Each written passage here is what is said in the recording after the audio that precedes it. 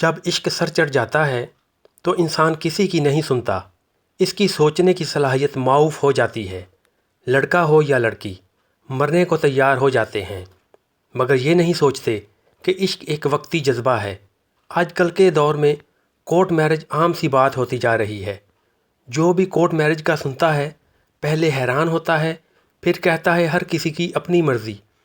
میں آپ کو اپنی ناکام محبت کی کہانی سنانے جا رہی ہوں کہ میں نے کس طرح کورٹ میرج کی، پھر کس طرح میری زندگی گزری، میں کن کن حالات میں سے گزری، میرا چاہنے والا کیسے میرا جسم نوچ نوچ کر اپنی ہوس بجھاتا رہا اور میں اسے اس کی محبت سمجھتی رہی۔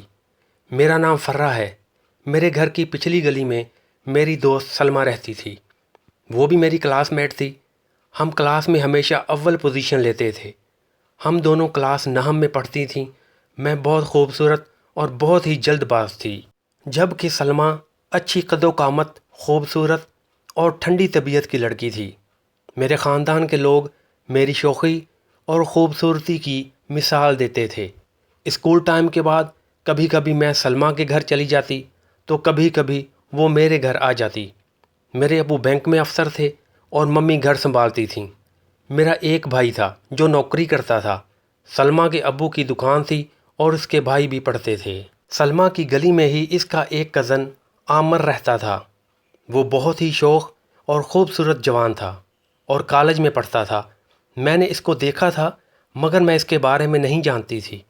ایک دن شام کو سلمیٰ میرے گھر آئی اور سیدھا میرے کمرے میں آ گئی۔ پھر باتوں باتوں میں مجھے بولی، آپ نے تو کسی کے دل کا چین، رات کی نیند اڑا دی ہے اور وہ مارا مارا پھر رہا ہے۔ میں شرما گئی اور شرماتے ہوئے پوچھا، کون ہے؟ اس نے مجھے ایک رکا دیا اور مسکرا کر بولی، اس کو اکیلے میں پڑھنا، آپ کے مجنوں نے دیا ہے، اور چلی گئی۔ میں نے رکا لیا اور کمرے سے باہر آ کر جائزہ لیا۔ ممی اپنا کام کر رہی تھی۔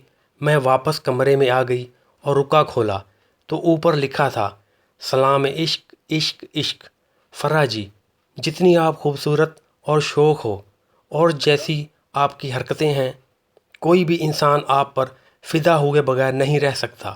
اس نے میری تعریف کے پل باندھ دیے۔ وہی وقت تھا جب میں اپنی تعریف سن کر اپنی عقل کھو بیٹھی۔ آگے لکھا تھا، مجھے ایسی لڑکی چاہیے جیسی آپ ہو۔ میرے پاس دولت، جائیداد، ہر چیز ہے، صرف آپ کی کمی ہے۔ میں آپ کو اپنے گھر کی زینت بنا کے رکھنا چاہتا ہوں۔ آپ کا مزاج میرے مزاج سے ملتا ہے۔ آپ پرفیکٹ ہو اور میرے لیے ہی بنی ہو۔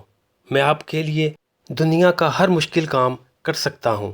میں آپ سے بے پناہ محبت کرتا ہوں اور آپ کے سوا کسی کا سوچ بھی نہیں سکتا۔ آگے لکھا تھا، آپ کے جواب کا انتظار رہے گا۔ وہ صدیوں کا سفر کر کے یہاں پہنچا تھا۔ وہ صدیوں کا سفر کر کے یہاں پہنچا تھا، تو نے اسے ایک بار منہ پھیر کے بھی دیکھا نہیں۔ والسلام آپ کا عامر۔ یہ سب پڑھ کر میں ہواؤں میں اڑنے لگی۔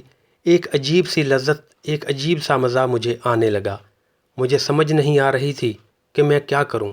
رات کو نیند بھی نہ آئی۔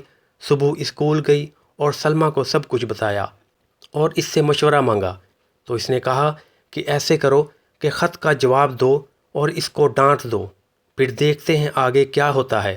اس سے پتہ چل جائے گا کہ وہ واقعی تم سے محبت کرتا ہے یا ٹائم پاس۔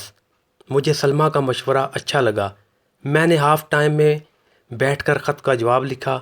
اس میں میں نے عامر کو خوب ڈانٹا اور کہا کہ تم مجھے ایسی ویسی لڑکی سمجھتے ہو، اور کافی لکھ کر خط سلمیٰ کو دے دیا اور کہا کہ عامر کو دے دینا۔ سلمیٰ نے خط لے کر رکھ لیا۔ چھٹی کے بعد سلمیٰ اپنے گھر چلی گئی اور میں اپنے گھر آ گئی۔ آج ہوم ورک کرنے کو بھی دل نہیں کر رہا تھا اور نہ ممی کے ساتھ کام کروانے کو۔ تو ممی نے پوچھا، بیٹا طبیعت تو ٹھیک ہے؟ میں بولی نہیں۔ پھر بولی، جی ممی میں ٹھیک ہوں، بس کچھ تھک گئی ہوں۔ تو ممی بولی، جاؤ بیٹا کمرے میں اور آرام کرو، میں کھانا خود بنا لوں گی۔ میں چپ کر کے اپنے کمرے میں آ گئی۔ جب لیٹی تو عامر کا چہرہ میری آنکھوں کے سامنے آنے لگا اور میرے جسم کے ہر عضو میں لذت اور گدگدی ہونے لگی اور میں انگڑائیاں لینے لگی۔ یہ کیا ہو رہا تھا؟ میری عقل کام نہیں کر رہی تھی۔ میں سوچ رہی تھی کہیں عامر غصہ میں نہ آ جائے، شاید وہ واقعہ مجھ سے بہت محبت کرتا ہو۔ اسی طرح شام ہو گئی، پاپا اور بھائی بھی آ گئے، سب نے مل کر کھانا کھایا اور اپنے اپنے کمروں میں چلے گئے۔ میں بھی اپنے کمرے میں آ گئی اور اپنے بیڈ پر لیٹ کر عامر کے بارے میں سوچنے لگی۔ کبھی سوچتی کہیں وہ میری زندگی ہی نہ برباد کر دے، مگر میں عامر کے بارے میں نیگیٹو سوچنے کو تیار نہیں تھی۔ اسی دوران مجھے نیند آ گئی۔ صبح میں جلدی سلمیٰ کے گھر پہنچی، اس کو ساتھ لیا اور اسکول کی طرف چل پڑے۔ راستے میں میں نے اس سے پوچھا، خط کا جواب آیا؟ کیا ری ایکشن ہوا؟ تو اس نے کہا، ابھی عامر مجھے ملا نہیں، آج ہمارے گھر آئے گا شام کو۔ اگلے دن میں تیار ہوئی اور اسکول کے لیے گھر سے نکل گئی، سیدھی سلمیٰ کے گھر۔ اس کو ساتھ لیا اور اسکول کی طرف چل پڑے۔ میں نے عامر کو اس کے گھر کے سامنے دیکھا، وہ مجھے دیکھ رہا تھا۔ میرے دل کی دھڑکن تیز ہو گئی، دل چاہا کہ بھاگ کے جاؤں اور اس کو چمٹ کر اس سے معافی مانگوں، مگر لوگوں کی نظریں مجھے ایسا کرنے سے روک رہی تھی۔ جب ہم گلی کے موڑ پر پہنچے تو عامر نے بھی اپنا موٹر سائیکل اسٹارٹ کیا اور ہمارے قریب سے چپ کر کے گزر گیا۔ ہم اسکول پہنچ گئے اور اپنی کلاس میں جا بیٹھیں۔ اب امتحانات کے دن بھی آ رہے تھے، محنت بھی کرنی تھی، مگر میرا سارا فوکس عامر اور اس کی محبت پر تھا۔ سلمیٰ نے مجھے سمجھایا کہ امتحان دے لو، باقی محبت کا ڈرامہ امتحان کے بعد پورا کر لینا۔ تو میں شرمندہ ہو گئی اور تھوڑا بہت امتحان کی تیاری کرنے لگی۔ میں اور سلمیٰ روز اسکول اکٹھے جاتے اور روز اسی وقت عامر کو گلی میں میرا انتظار کرتے پاتی تو دل خون کے آنسو روتا۔ اسی طرح وقت گزرتا گیا اور اسی طرح امتحانات آ گئے۔ میں اور سلمیٰ نے ناہم کے پیپر دیے اور پھر رزلٹ کا انتظار کرنے لگے۔ سلمیٰ نے بتایا کہ عامر کے بھی فرسٹ ایئر کے پیپر ہو گئے ہیں۔ میں دل ہی دل میں بہت خوش ہوئی۔ رزلٹ کے انتظار کے ساتھ ساتھ میں عامر کی طرف سے کسی رپلائی کے انتظار میں تھی۔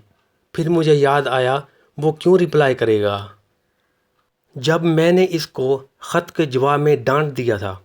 پھر میں نے سوچا مجھے عامر سے اپنی غلطی کی معافی مانگنی چاہیے، کہیں وہ مجھ سے مکمل طور پر ہی نفرت نہ کرنے لگے۔ بس اب میں نے کاپی نکالی اور عامر کو خط لکھ ڈالا۔ خط کا آغاز میں نے اس شعر سے کیا، اے یار معاف کر دے اس یار کو، جس کی خطا سے تیرا دل دکھا ہے۔